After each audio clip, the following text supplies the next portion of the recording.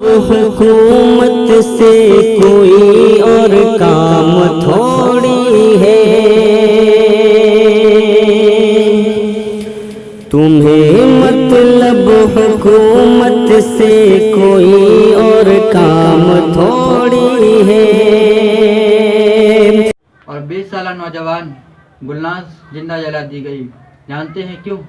کیونکہ اس نے 3 نومبر شام 5 بجے ستیش اور اس کے 3 گنڈوں کو چھیڑخانی کرنے سے منع کر دیا تھا، جس کے بعد ستیش اور اس کے 3 ساتھی غصے میں آ کر گلناز پر تیل چھڑک کر اسے زندہ جلا دیا۔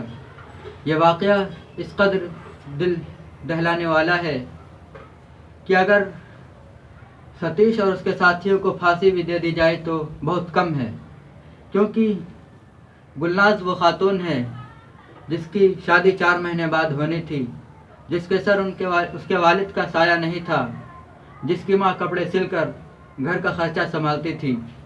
وہ لڑکی، وہ بچی، وہ بہن جسے زندہ جلایا گیا، وہ ایسی حالت میں رہتی تھی کہ اس کے گھر میں زیادہ خوشی نہیں تھی، اور اسے زندہ جلا دینا یہ پوری قوم کے لیے نہایت دل دہلانے والی کہانی ہے۔